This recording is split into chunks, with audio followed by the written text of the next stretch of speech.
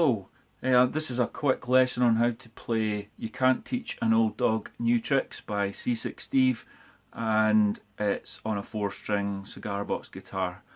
You could probably get away with it on a 3-string, I haven't tried it, but I think the 4th string makes it ring out. So let's get to it. The first thing to talk about is the tuning, which from low to high is F sharp, B, F sharp, B.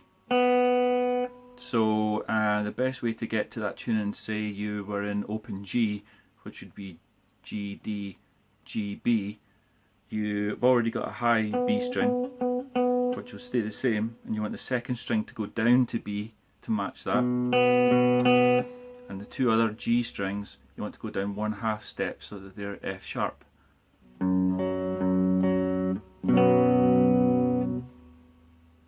So the intro riff starts on the 12th fret of the lower B string, that's the 2nd string, and he plays 5 and then slides up to the 3rd on the same string and then down back to 0, and you can also hit the string above it as well on the same frets, so up to 3 and then back to 0 if you want. Either sounds okay to me, so it'd go like this.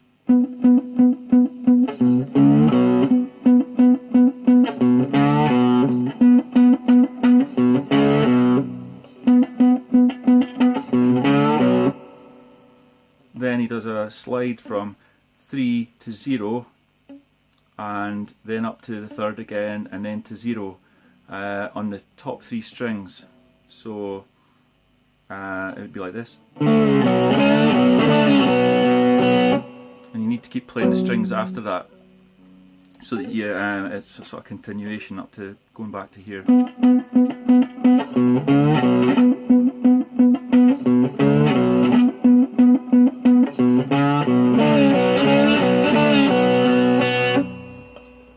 So it's not too bad. 12th fret for 5 notes. Oops.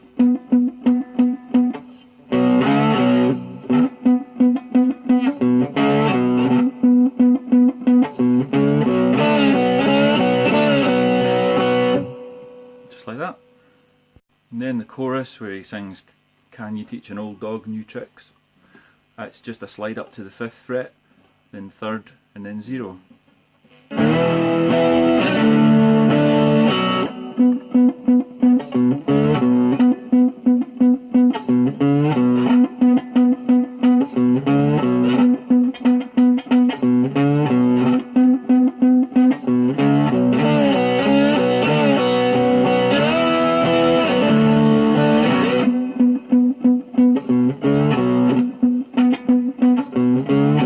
And that's basically the meat of the song. The other part is when he does You Can't Teach an Old Dog New Tricks later on in the song. He slides up to the 12th fret and sort of hangs there for a while before going to the other parts. You can hear that for yourself in the records, but it sort of goes like this.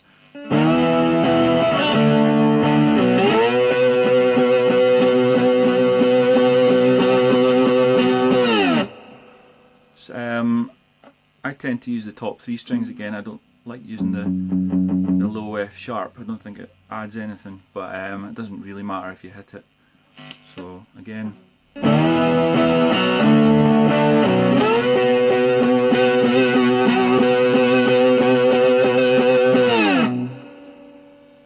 So the only other part of the song is the sort of solo part. I don't know if you would call it that.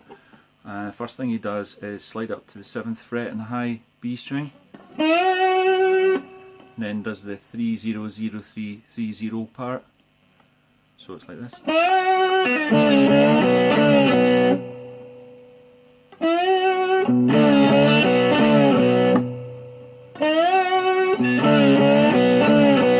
I think it sounds better if you just hit the top 3 strings, but it doesn't matter if you get the low one as well. Just gives it a bit more bass. So that's the first part of the sort of solo part, and then he does the same again, but he only slides up to the 3rd fret on the B string this time. Then 3rd part, he goes back up to 7, and then the tail part of it goes up to the 5th.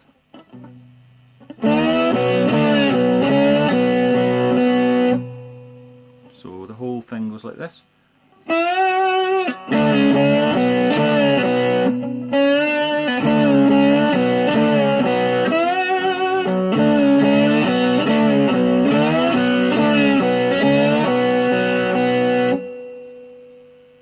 I'll just play that again. It's all about timing. Listen to the record a lot, because the first slide up to 7 is sort of out of step a little bit. It's a bit faster than the other slides. He sort of goes into it a bit quicker, so he goes.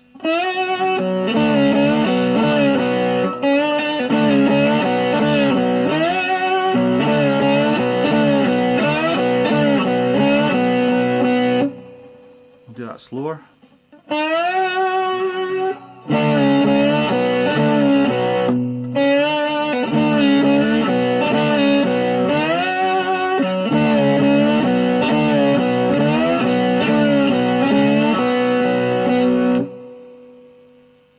So that's about it really. There's only about 3 parts to it really.